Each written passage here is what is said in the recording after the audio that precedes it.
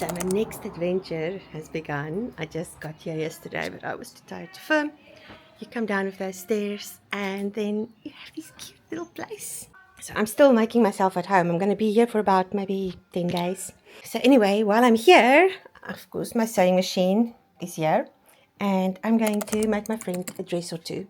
Because I'm still living in my suitcase. I won't be settling until maybe the end of the month.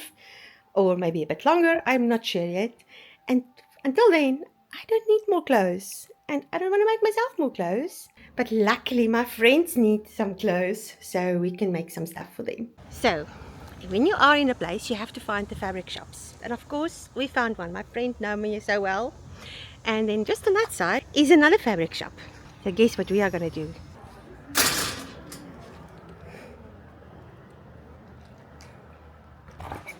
I found this linen. It's not 100%, but it's going to do the job that I want. And then look at these two cotton lawns. What's the place's name? Charlene's Fabrics. Charlene's Fabrics in Mossel Bay. Yes.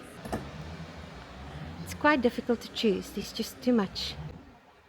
I used the stretchy bonbon. My friend wanted a half circle skirt, and I also cut out a pair of pants, like the pair she was wearing earlier. So for a half circle skirt, you basically fold it in quarters and then just measure as long as you want it.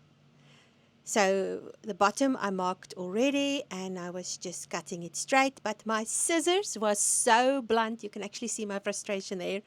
And I didn't get scissors. I think only 3 days later I was able to find a pair of scissors.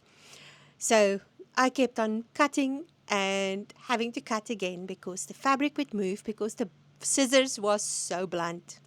And then for the waist I measured and I just divided by 4 to get the right size to cut. We are going to sew with this fabric. I don't have an overlocker with me. So we're going to sew on this machine. It is the Bernina Sport 802. And this is stretchy and it's slippery, and I usually do not touch it with my machine because my machine just skips stitches, and sometimes it makes it doesn't even want to sew it. But there's a secret, and people say, oh, get round needles or get stretchy needles, and they work kind of, but your best thing is to get a thicker needle. So I have a Microtex, and it is the 8012. I would have liked a bit thicker than this, but this is what I have with me. So we're going to use this needle. I actually have it in my machine already. And then we are going to start out. So either number 6, which is like a straight stitch, zigzag, straight stitch, zigzag. And then number 4 can also work, as well as number 2. So this is the fabric, and that's the edge of the fabric. It will straight stitch there, and then there's just zigzag that way. And that will keep the fabric from running or any of those things that you usually have. So we're going to change the cotton quickly. Remember, wet the needle and then put the cotton through because it forms like a magnetic field for the cotton, and it basically pulls it through. Then we are going to put it on number 6. And then your zigzag goes there on the biggest one. And your stitch length goes a bit shorter. I usually put it on about 2 or 3. And this is the skirt that I'm making for my friend.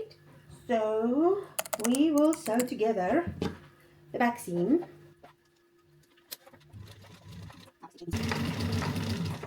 And it's going and it's not skipping a single stitch. While I go, I also like to just pull it a little bit. And there it is. And so you have a bit of a stretch, so the thing won't break, the stitch won't break, and it also will keep everything in place. But I do think we need to make the stitch length a bit shorter. And I also think we need to make the zigzag just not free. Something else I want to show you. I have a little bit of gathering I need to do onto the smaller pieces, the waistband. So I've divided the waistband in 4 pieces, and I've divided the skirt in 4 pieces, and I gave it tiny little knips so that I can knit them up. But now for the next part, I always find that it's so hard to do it just with your hands and then to try and get the pin in there. So I like to put it down and my machine foot will hold it in place. And then I just pull it like this and I pin it. And I will now go around and do it on all 4 quarters. So it's all pinned in place and now I can just sew it. And I'll use again the same stitch that I used before. So I'm working in batches and I'm busy with the pants now. And so I first do the inside seams, crotch seams basically. And I don't pull it as much as I did for the skirt. I just make sure that it stays straight. We are busy with the center back. And I do think I want to give it a straight stitch as well. When I do the straight stitch, I put my stitch length on 3 basically. And I just let my foot touch over here and then I sew it down. And then while I'm sewing, I just pull my fabric a little bit. And that's part of the secret is when you're pulling your fabric, you give enough stretch in the seam so it doesn't break when you pull the pants on. Because this fabric is really stretchy, so it will break if you pull the pants on. Center back seam is done. And it is a little bit of a frill to it, but that will go flat as soon as you iron it. Now we're going to do the center front seam. So for the center front, I am just going to finish the seam with a zigzag stitch. And again, I pull it a little bit as I go.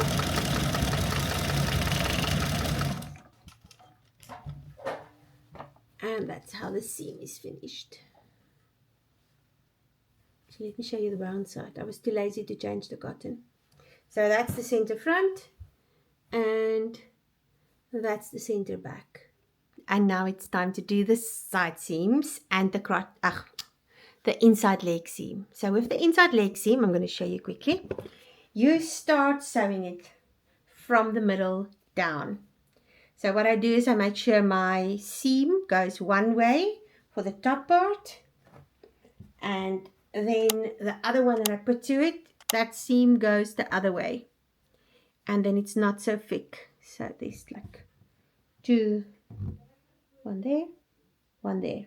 Start from here and work my way all the way to the bottom, and then I'll do the same on the other side. And I'm going to first straight stitch and then just zigzag the edge of the seam. And then I do the side seams, same as I did all the other seams. These pants have a basque and it folds double like that, and then it just gets the elastic in the top. So I'm now going to pin the basque to the pants. I always give it a little clip like that, and then I meet up on the side seam. Now meet there in the middle. I'm going to pin that as well, and then just keep on pinning. And now I'm just going to sew the basque to the pants bottom part, and I pull it a little bit as I go to give me that extra stretching in the stitch. I know you get cottons that stretches by itself. I can't remember what to call it, but there's quite a few. I think, what's her name? Debs from Debs, I think from Australia. I'll put a link for her name. She actually speaks about it quite often, how she uses it. But I don't think there's a way that I will be able to find it in South Africa. And while I was in America, I forgot to get some. So we're just going to stretch as we go. I also make sure that I use these fingers underneath the fabric so that there's no folds, and then I accidentally sew the folds in and then I have to unpick. Because unpicking, it is a friend, but it's not a favorite friend. Unpicking is like that friend to actually, you know, that thing of iron sharpens iron. Unpicking is like that type of friend. So I know it's necessary and I know it's good for me, but it's not necessarily something I want to do all the time. So we're going to try not to unpick today. And sometimes it's the small goals in sewing that makes it worthwhile. That small goal of, I'm not unpicking today. I am going to really try and get that right. And so far, so good. I still have to zigzag, but I'm not going to zigzag it at, oh, you know what? I will maybe have to unpick because this is, oh darn, I should have made the stitch length longer. This is just to put it all together so my friend can fit. So, but I won't be unpicking because I'm making mistakes. It would just be because it's part of the process. I like the way I've rephrased it. Yes. If I unpick, it will be part of the process. But for now, we are going to sew everything down and make sure it is ready to fit. My poor friend, she's still in a meeting. She works her butt off most days. And we can't fit yet. So I'm going to make some supper. It's like, I think it's 7 o'clock already. I don't have my phone here. And yeah, it's raining. So I think the perfect supper will be butternut soup. Oh, I love butternut soup. Let's go and make some butternut soup. I'm not taking you along. I might show you the soup. Basically, you take your butternut, you put it in the, cut it in half, put it in the air fryer, then peel it. Don't peel it beforehand because then your hands get sticky and everything. So you cook it a little bit. Then you cut it into cubes and then you put salt and pepper, a little bit of curry powder, and of course garlic. You can use chicken stock. I'm just going to be lazy tonight and use chicken stock. And then you just cook it. Oh, you fry onions as well. And then you cook it. And then you have the most divine butternut soup. And we have a spice here called garlic and, no, rosemary and olive spice in a palmer. And it's divine. So I'm just going to put that in there and that's supper. And we have some cream. I'm going to put some cream in the soup as well. Butternut is grilled and that gives it a nice flavor. And I'm just going to take the pips out and the peel and then cut it in cubes and put it in the soup. I have fitted it and pinned it on my friend and she loves it and she looks gorgeous. So we're going to finish this now. We've put the stitch type is on 6, that is the one that's straight, and then zigzag, and the zigzag is on 4 and the stitch length is on 3. And we're now going to sew the waistband for the skirt, and then I need to put an elastic in the waistband for the pants, and then the pants also fold double and the elastic just stays in there. And these are like exercise day-to-day bands. And then we're done, then we can go to bed. I'm actually so ready to go to bed, but I want to finish these 2 things because then it's 2 more things off my list. Take your pins out because the pins break your needles. And let's start. Yay, it's working. And I'm just going to go right around. This is what I love about stretch fabric. So, if you look there, it's like wrinkly and stuff. But, especially this type, just iron it and steam it a little bit. And voila, it's all flat and perfect. So look at this skirt, how wrinkly it is at the moment. Then, when we put an iron over it, with steam, always remember the steam. It's beautiful afterwards. Nice and flat. In the end, I used number 4 for my hem because it gives a good cover for the it gives a good cover for the edge, but it also gives a nice little seam without pulling it in too much. Do you see how the seam is pulling up on the side and how the hem also looks a bit curly and just not professional? I'm going to iron it now and then I'm going to show it to you again. So I ironed it and it looks so much better. There's still a little bit of puckering, but not too much because I let the fabric move up while I was sewing. So to get it completely flat, I could unpick it, but this is just for homeware for my friend, so she won't mind that. And that is the things that makes your things look homemade, is when you do not iron and it puckers or it just doesn't look as professional.